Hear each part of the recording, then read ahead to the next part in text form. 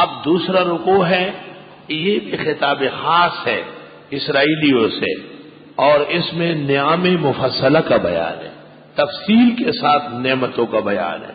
یا بنی اسرائیل اذکروا، اے اسرائیلیو یاد کرو نعمتی التی انعمت علیکم، میری وہ نعمتیں جو تم پر کی ہے۔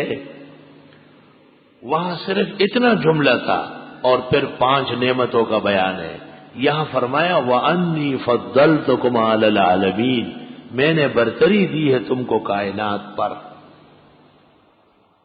ہر نبی پر ایمان لانے والے اصحاب نبی غیر صحابہ سے اور بعد میں آنے والوں سے افضل ہوتے ہیں۔ ہمارے نبی پر ایمان لانے والے اور ان کے اصحاب قیامت تک کل کائنات سے افضل اور بہتر ہے۔ اہل سنت کا عقیدہ ہے افضل هذه الامہ اصحاب رسول اللہ صلی اللہ علیہ وسلم۔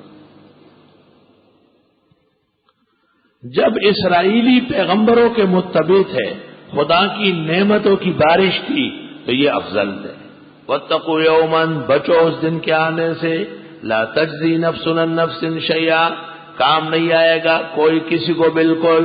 ان کا خیال یہ تھا کہ ہمیں چھڑا لیں گے بزرگ لوگ، جیسے بدعتی کہتے اوہو ہم درگاہوں کے ماننے والے، قبروں پر جان چھڑکنے والے، ان پر جھنڈے اور چادریں چڑھانے والے، ان کی نیاز منت کرنے والے، اگر کہیں ہم پھنس گئے تو وہ چھڑا لیں گے، ایسے کمکل ہے۔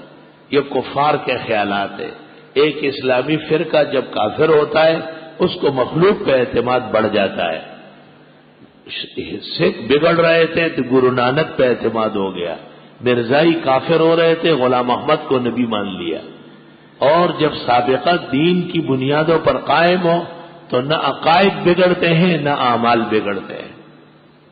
بچو اس دن کے آنے سے، یعنی اس سے پہلے پہلے تیاری کرو، کام نہیں آئے گا کوئی کسی سے بالکل۔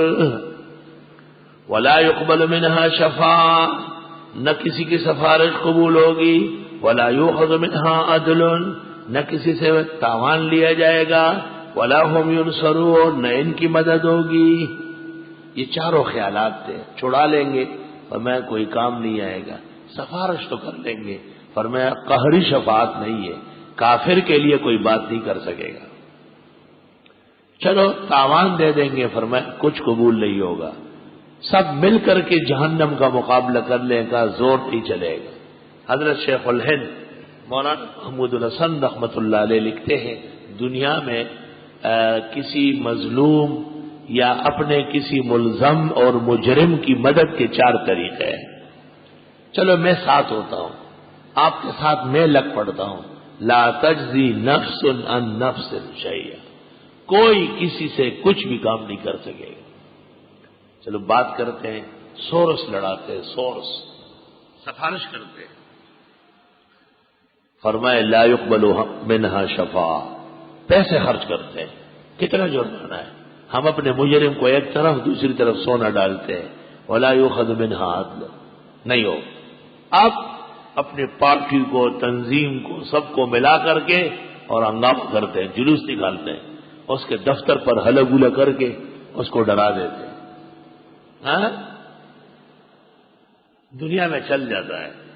ہمارے ایک بزرگ ایک زمین الاٹ کر چکے تھے، ایک دستخط باقی تھا، اور ایک افسر کا بڑا شیطان، اس نے کہا جب تک میں اس کرسی پر بیٹھا ہوں گا نا دستخط نہیں کروں گا۔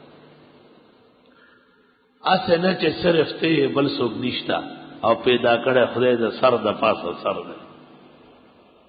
اس کے ایک چپڑاسی نے طریقہ بتایا کہ ڈرپوک بہت زیادہ ہے۔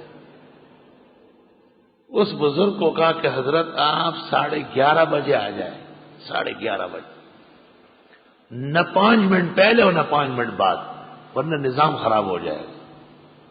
11:30 بجے وہ اپنے دفتر میں بیٹھا ہوا، وہ مسٹر بڑے خورش پرش، اور وہ حضرت کو کہا کہ حضرت جبہ پہن کے، رومال ڈال کے، لاٹھی لے کے 8-10 ساتھیوں کو لے کے آ جائے۔ وہ جب وہاں داخل ہوئے تو اس نے شور مچایا، فلاں پیری طریقت آ رہے ہیں، حضرت آپ تشریف لا رہے ہیں، حضرت تشریف لا رہے ہیں، شور شرابہ کرتے ہوئے آگے جا رہا ہے، سب لوگ باہر آ رہے ہیں، ایک جلوس بن گیا، سیدھا اس افسر کے دفتر پہ چلا گیا۔ کیا کام ہے؟ کہیں دستخط ہے۔ اچھا یہ کون ہے کہ یہ سب آپ کے پاس آئے؟ اچھا اچھا اچھا ٹھیک ہے چلو کوئی بات نہیں، ایک نے ایک دن تو کرنا ہی تھا، آج ہی کر لیتے ہیں۔ وَلَا هُمْ يُنصَرُونَ، فرمایا میرے خلاف کوئی زور نہیں دکھا سکتا ہے، میرے خلاف کوئی ایسا جلوس و ہنگامہ مؤثر نہیں ہے۔ اے اسرائیلیوں دماغ سیدھا کرو، نبی آخر زمان پہ ایمان لے آؤ، غلط خیالات سے توبہ کرو۔ تفصیلی نعمتیں ہیں۔ وَإِذْ نَجَّيْنَاكُمْ مِنْ آلِ فِرْعَوْنَ، یاد کرو جب ہم نے بچایا تم کو فرعونیوں سے۔ آل فرعون، فرعونی، فرعون مشہور ہے کہ اس کا نام تھا ولید ابن ریان، اور فرعون یہ خود سورج پرست تھا۔ فر کے معنی سورج، عون کے معنی عبادت، سر رسی میں نیچے لٹکا کے اور سورج کی عبادت کرتا تھا۔ استاذ گرامی قدر امام التاریخ و تفسیر مولانا لطف اللہ صاحب رحمت اللہ علیہ فرماتے تھے کہ ولید یا ریان نام ہرگز نہیں ہے، یہ تو عربی ہے، اور فرعون کی زبان تھی قبطی، اس کی لغت تھی قبطی، قبطی مصر۔ فرعون کا نام تھا توط نامون، توط نامون، قدیم مصر کے نقشے میں بھی یہی نام مل گیا ہے۔ فرعون کی عمر 400 سال تھی، 400 سال میں یہ بیمار کبھی نہیں ہوا تھا، سر میں درد تک نہیں ہوا تھا۔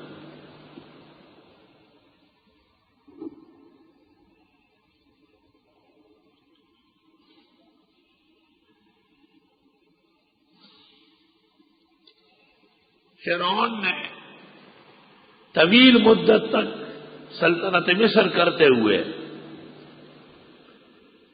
جب اس نے خدائی کا دعویٰ کیا تو اس کے پاس ابلیس آیا کہ جب تو خدا بن گیا کوئی وزیر تو ہو۔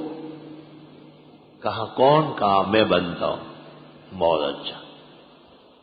مصر میں قحط سالی پڑ گئی، بارش نہیں تھی، فصلیں ختم ہو گئی، حیوان و انسان پیاسے مر رہے تھے۔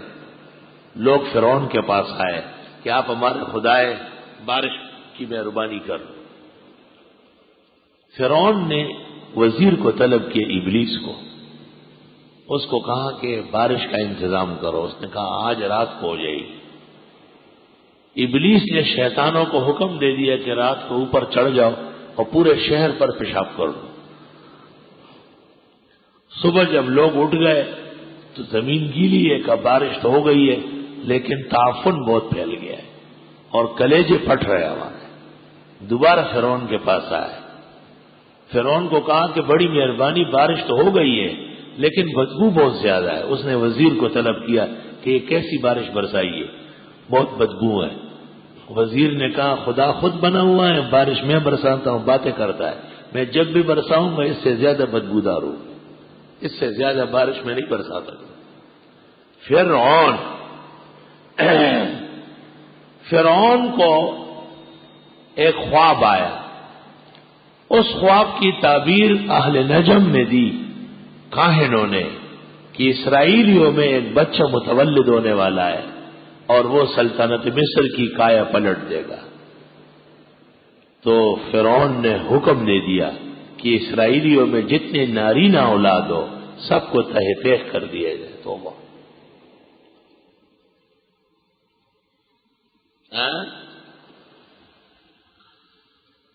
او اکبر آبادی نے کہا ہے کہ افسوس کہ فرعون کو کالج کی نہ سوجی، یوں قتل میں بچوں کا وہ بدنام نہ ہوتا۔ بس ایک کالج بنا لیتا اور اس میں کہتا کہ لڑکے اور لڑکیاں اکٹھے پڑھے، لڑکیاں دوپٹے گھر رکھ کے آ جائے اور لڑکے ایسے ایسے ہو کر کے آ جائے، اور جس کے ساتھ جو کام وہ کر سکتا ہے۔ تو کوئی شریف آدمی نہیں پیدا ہوتا تو نبی کون بنتا؟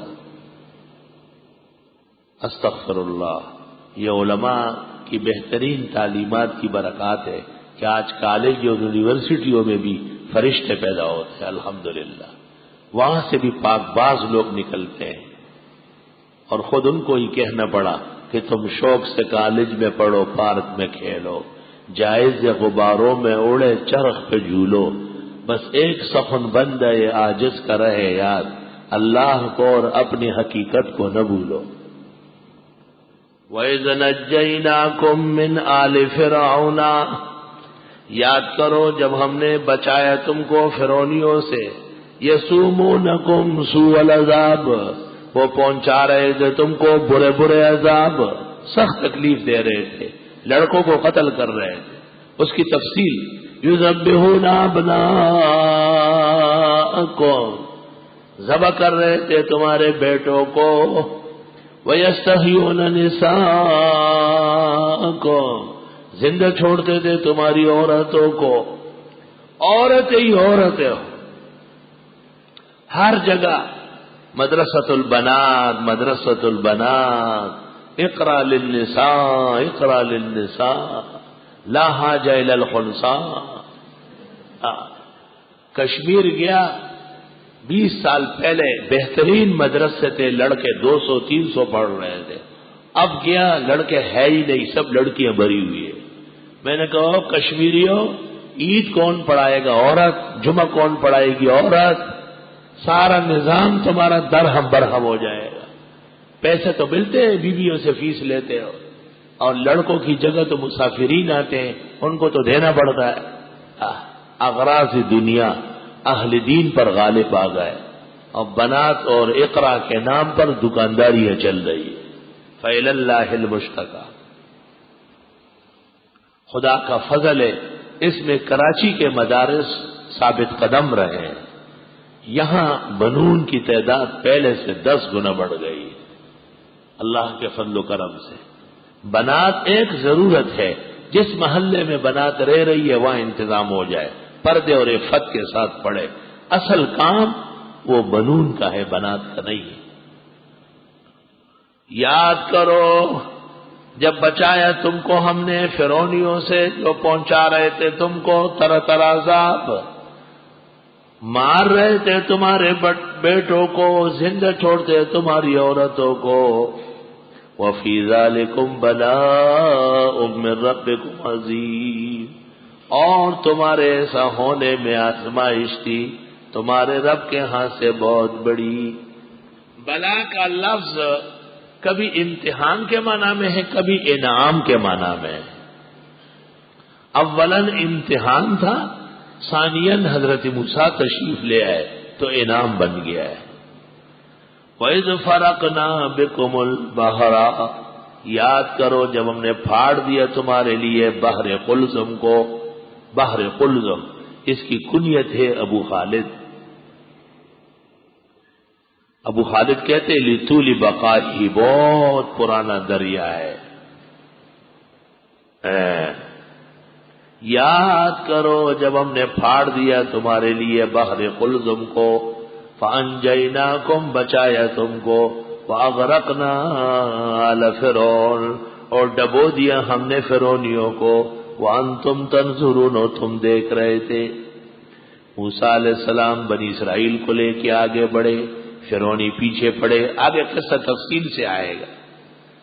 موسیٰ علیہ السلام اور ان کے لوگوں کے لیے اللہ رب العالمین نے باہر میں راستے بنائے، وہ پار لگے، سچے تھے نا۔ فرعون جھوٹا تھا وہ اور اس کے ماننے والے، جب بیچ میں پہنچ گئے ڈوبنے لگے۔ اللہ اکبر، اللہ نے نعمت یاد دلائی، وَإِذْ وَعَدْنَا مُوسَىٰ 40 لَيْلَةً، یاد کرو جب ہم نے وعدہ کیا موسیٰ علیہ السلام سے 40 راتوں کا۔ موسیٰ علیہ السلام تھک گئے، اسرائیلیوں کو صبح و شام تقریریں اور پریشان۔ اللہ تعالیٰ نے کہے موسیٰ کوئی دور آ جاؤ، بات چیت بھی ہوتی رہے گی، تھوڑا آرام بھی کر لیں گے۔ 40 دن کے لیے آپ آئے ہیں۔ اصل روح مومن کی وہ قرآن ہے، وَنُنَزِّلُ مِنَ الْقُرْآنِ مَا هُوَ شِفَاءٌ۔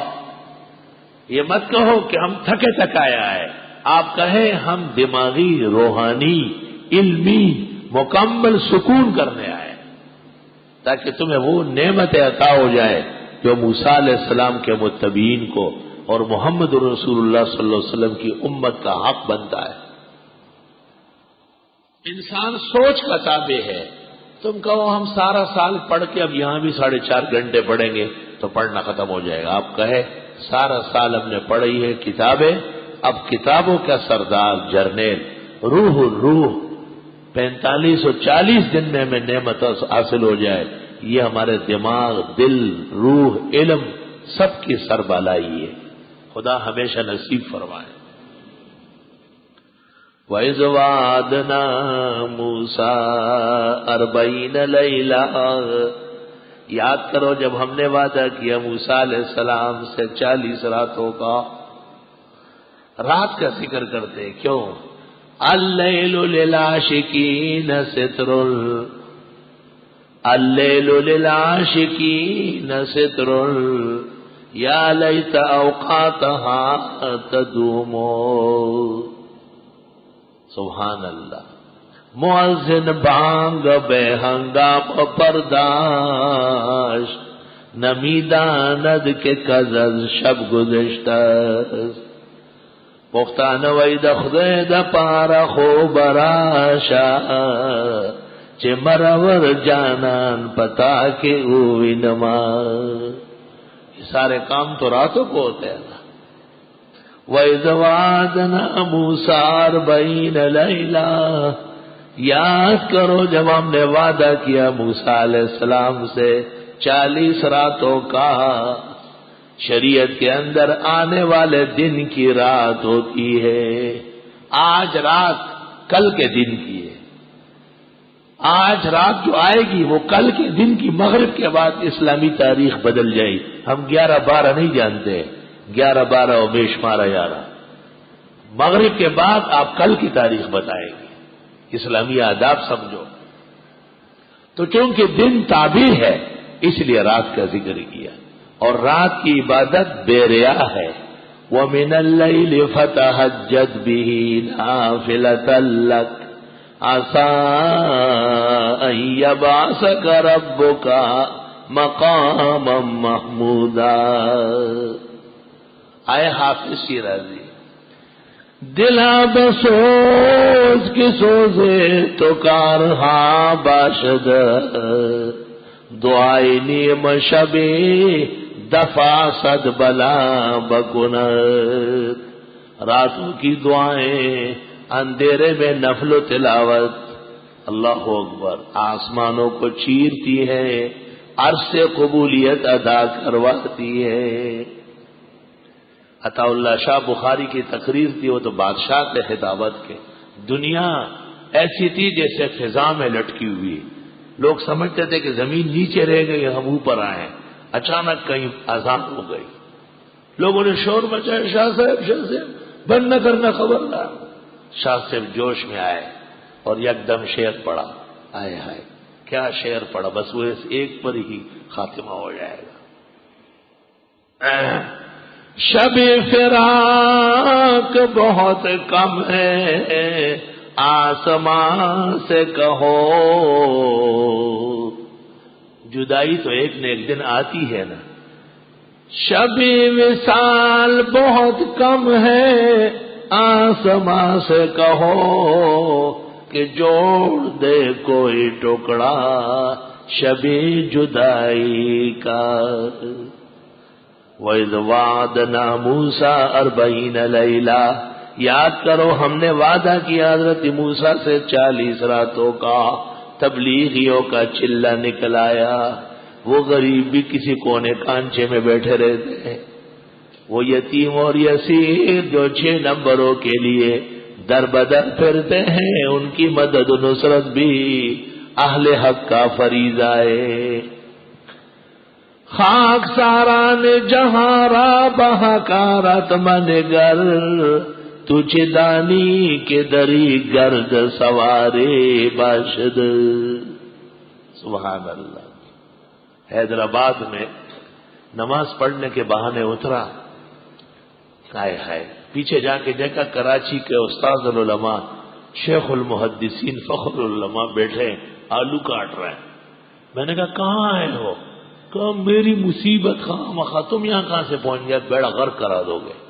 تبلیغی ان کو شکار کر کے لے گئے. پتہ وتہ کچھ نہیں ہے.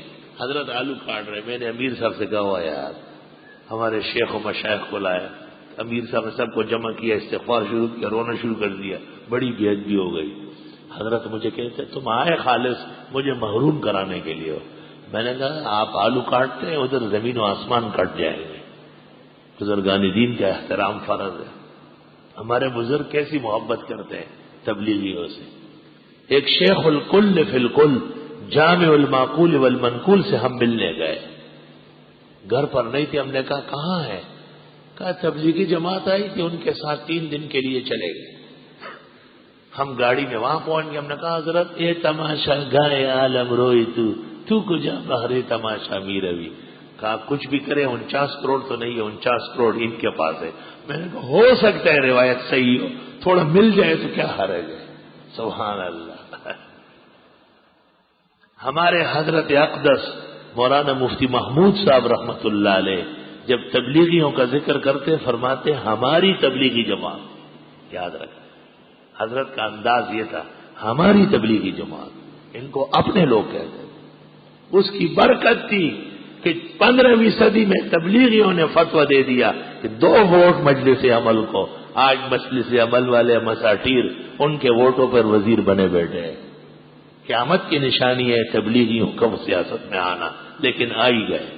کشا ظلموں نہ پورنش و خان باچا خان جی نے کئی بجے گئی، ایک نہ ایک دن آئی گئے ہو، کیونکہ اس کی جماعت کی بنیاد خیر پر ہے، اگرچہ تکلیفیں ہوتی۔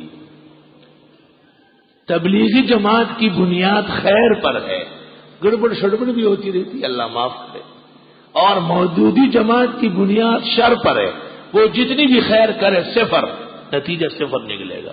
قاعدہ یاد رکھو، زندہ رہو یا نہ رہو، اس جماعت کی بنیاد فساد پر ہے، دارالعلوم دیوبند کے مقابلے پر ہے، شیخ الاسلام حضرت مدنی کی ہتک پر ہے، کچھ بھی کرے کوئی۔ وَإِذْ وَعَدْنَا مُوسَىٰ 40 لَيْلَةً، یاد کرو جب ہم نے وعدہ کیا موسیٰ علیہ السلام سے 40 راتوں کا۔ مفسرین لکھتے ہیں ذیقات کا مہینہ اور ذی الحج کے 10 دن، اس میں حضرت وہاں رہے، کوئی طور پر حضرت تشریف لے گئے، وہاں قیام کیا، عبادت کرتے رہے۔ پیچھے یہ بنی اسرائیل ثم اتخذتم العجل من بعدہ، پھر تم نے بنا دیا بچڑے کو الہ، ثم اتخذتم العجل الہا من بعدی، حضرت کے طور پر جانے کے بعد تم نے بچڑے کو معبود کہا، وانتم ظالمون، بڑے ظالم ہو تم۔ وہ سامری نے کوئی چال لڑی، کوئی لوتڑا سا سونے کا بنایا اور قدم جبریل کے نیچے سے پاک مٹی لے کر اس میں ڈالی، پاک پلیت جب اکٹھے ہو جائے، شاہ عبد القادر موضوع القرآن میں لکھتے ہیں تلسم بن جاتا ہے، جادو بن جاتا ہے۔ تفصیلی قصہ آ رہا ہے، انتظار کرو۔ ثم عفونا عنکم، پھر ہم نے معاف کیا تم کو، من بعد ذالک، اس ایسا کرنے کے بعد، لعلکم تشکرون، تمہیں شکر کرنا چاہیے۔ وَإِذْ آتَيْنَا مُوسَى الْكِتَابَ وَالْفُرْقَانَ، یاد کرو جب ہم نے دی موسیٰ علیہ السلام کو کتاب اور فرقان، یعنی توریت اور معجزات۔ یا کتاب کا دوسرا نام فرقان ہے، جیسے قرآن کا نام ہے فرقان، اس لیے کہ ما یفارق به بین الحق والباطل، حق و باطل کے درمیان پہچان تھی۔ لعلکم تہتدون، تمہیں ہدایت لینا چاہیے۔ اب موسیٰ علیہ السلام جب واپس تشریف لائے، انہوں نے دیکھا کہ کچھ لوگوں نے سامری کے بچڑے کا پوجا کیا ہے، کچھ نے نہیں کیا ہے، تو توبے کا طریقہ تعین ہوا کہ جنہوں نے شرک نہیں کیا ہے وہ شرک کرنے والوں کو قتل کر لے، اور وہ خوشی سے قتل ہو جائے، یوں توبہ قبول ہو جائے گی۔ توبہ کتنی سخت سزا ہے شرک کی۔ وَإِذْ قَالَ مُوسَىٰ لِقَوْمِهِ، یاد کرنے کا ہے جب فرمایا موسیٰ علیہ السلام نے اپنے لوگوں سے، اسرائیلیوں سے، یا قوم، اے میری قوم، انکم ظلمتم انفسکم، بے شک تم نے ظلم کیا اپنے ساتھ، باتخاذکم العجل، بچڑے کو معبود سمجھ کر بڑا ظلم کیا ہے، ان الشرک لظلم عظیم۔ فتوبوا الی بارئکم، توبہ کرو اپنے پیدا کرنے والے کے حضور. بارے برا یا براؤ پیدا کرنے کے معنی میں. کتب من قبل ان نبرأها فاقتلوا انفسکم، قتل کرو ایک دوسرے کو. یعنی شرک نہ کرنے والے شرک کرنے والوں کو قتل کرے. موحدین کو حق پہنچتا ہے کہ وہ بدعتی کی گدیاں مار رہے ہیں. وہ ان کو مار رہے ہیں، ایسی مصیبت. یا یہ فاقتلوا انفسکم کہ اے شرک کرنے والوں تم خود اپنے بھائیوں کو تلوار دو اور وہ تمہاری گردنیں اتارے، تب جا کے معاف ہوں گے. ذالکم خیر لکم، یہ بہتر ہوگا تمہارے لیے. عند بارئکم، تمہارے پروردگار کے ہاں. فتاب علیکم، وہ تمہاری توبہ قبول کر دے گا. انہ هو التواب الرحیم، بے شک وہ توبہ قبول کرنے والے رحم کرنے والے ہیں. عظیم طلباء جو صلاحیتوں والے ہیں وہ ذرا غور کر لیں. اس سے استدلال کیا گیا ہے قتل مرتد اور قتل زندیق پر. ہر دونوں استدلال محل نظر ہے، کیونکہ یہ تو توبہ اور رحمت کا باعث ہے. مرتد نہ معاف ہوتا ہے نہ اس پر رحمت ہوتی، وہ ابدی جہنمی ہے. ایسا معلوم ہوتا ہے کہ اس شریعت میں شرک کرنے کے توبہ کے قبول کرنے کا یہی طریقہ تھا. اس پر عمل ہوا ہے یا نہیں، قرآن و سنت اس سے خاموش ہے. اس عاجز کی رائے یہ ہے کہ یہ ان کو تنبیہ تھی. یہ نہیں کہ 70,000 نے 70,000 کو مارا، بس جب بھی بات آتی ہے 70,000. یہ کوئی یاجوج ماجوج کی نسل تھی. 70,000 کہاں تھے؟ چند سو آدمی تھے.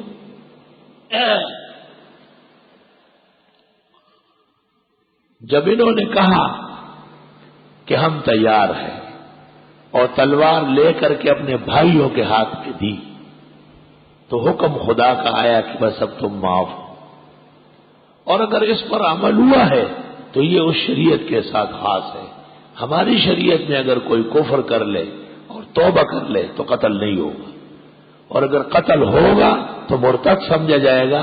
یہ نہیں کہا جائے گا کہ وہ معاف ہو گیا. وَإِذْ قُلْتُمْ يَا مُوسَىٰ، یاد کرنے کا ہے جب تم نے کہا اے موسیٰ، لَن نُؤْمِنَ لَكَ، ہرگز ہم ایمان نہیں لائیں گے آپ پر، حَتَّىٰ نَرَى اللَّهَ جَهْرًا، یہاں تک کہ دیکھ لے اللہ کو کھلی آنکھوں سے. موسیٰ علیہ السلام کو اسرائیلیوں نے کہا کہ آپ چلے جاتے ہیں، گھوم پھر کے آ جاتے ہیں، کہتے ہیں اللہ تعالیٰ سے بات ہو گئی. تمہارے خدا کو جب تک ہم نہ دیکھیں ہم نہیں مانیں گے. بے ادب تھے بڑے. فَأَخَذَتْكُمُ الصَّاعِقَةُ، پس آن پکڑا ان کو بجلی نے، ان پر بجلی گر گئی، سب مر گئے. وَأَنْتُمْ تَنْظُرُونَ، اور تم دیکھتے ہی رہ گئے. صبر کرو ذرا بے ادبو. موسیٰ علیہ السلام بارگاہ الہی میں ملتجی ہوئے، خدایا میں لے کے آیا ہوں، پیچھے قوم کیا کہے گی. اللہ تعالیٰ نے لاڈلے پیغمبر کی درخواست قبول کی، ابدیت. ثم بعثناکم من بعد موتکم، پھر ہم نے اٹھایا تم کو مرنے کے بعد. لعلکم تشکرون، تمہیں شکر کرنا چاہیے. یہ نعمت. ظللنا علیکم الغمام، ہم نے چھاؤ بنایا تم پر بادلوں کا. سخت گرمی میں چل رہے تھے وادی تیہ میں، اوپر بادل آیا. وانزلنا علیکم المن والسلوى، اور اتارا تم پر من اور سلوى. من زردہ اور سلوى بریانی. مولانا سرفراز خان فرماتے ہیں من کھیر، بوڑھے آدمی ہے کھیر ان کو اچھی لگتی ہے. آخو نہ خوشتا نا اس بڑا شاید.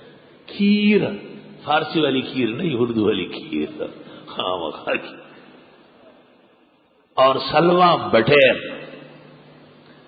من میٹھی چیز اور سلوہ پیکی چیز. ذکر میں من مقدم ہے میٹھی، اور ترش پیکی چیز مؤخر ہے.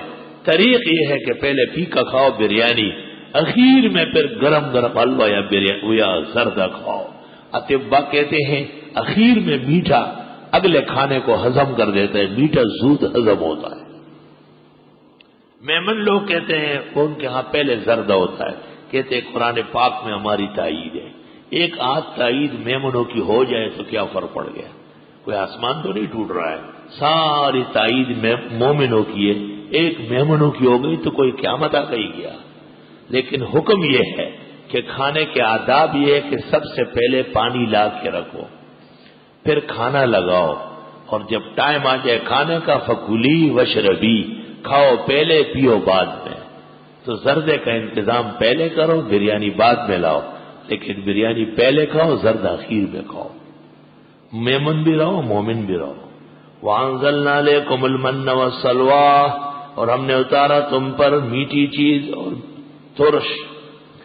من کہتے یہ جیسے صبح صبح بعض علاقوں میں اوس پڑتی ہے، اوس، ہم جب چھوٹے ہوتے تھے گڑ کا شربت بنا کے رکھ لیتے تھے باہر پلنگ پہ، رات کو جو اوس پڑ جاتی تھی صبح وہ جم چکی ہوتی، پشت میں اسے کہتے ہیں چیتا پڑ، چیتا پڑ بن جاتا، چیتا پڑ ہوگا۔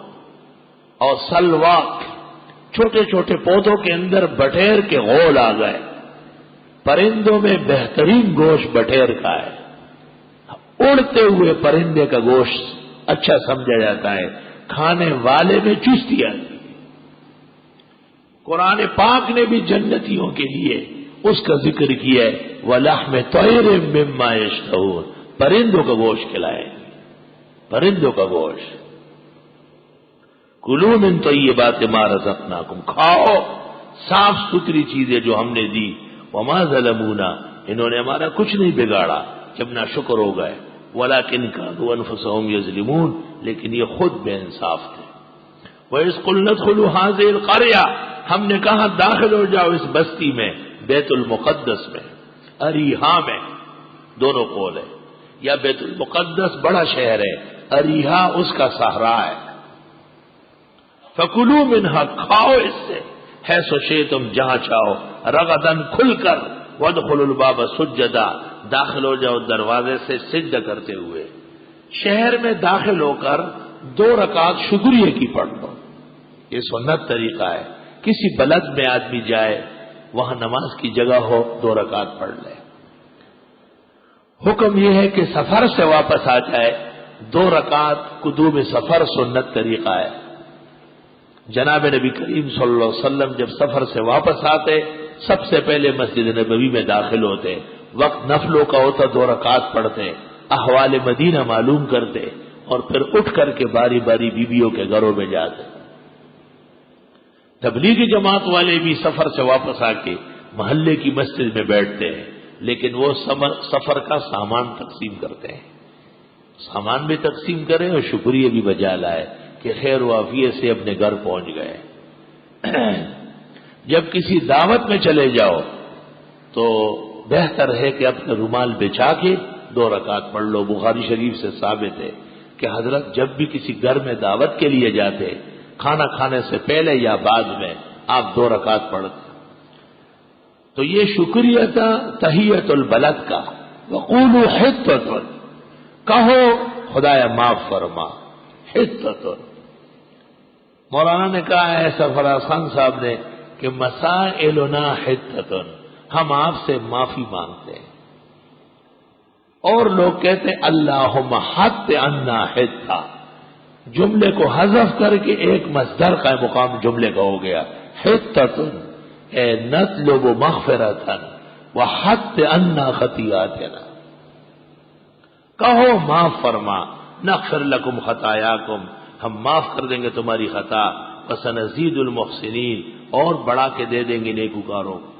فبدل الذین ظلموا، پس بدل دیے ظالموں نے، قولا بات، غیر الذی، برخلاف اس کے، قیل لہم، جو کہی گئی تھی۔ 2 رکعت پڑھنے کے بجائے رینگتے ہوئے چلے گئے، اور حطۃ کی جگہ کہنے لگے حنطۃ وشعیرۃ، گیہوں اور جو چاہیے۔ فانزلنا علی الذین ظلموا، پس ہم نے اتارا ان لوگوں پر جنہوں نے ظلم کیا، رجزا من السماء، عذاب آسمان سے، بما کانوا یفسقون، بسبب ان کے فسق کرنے کے۔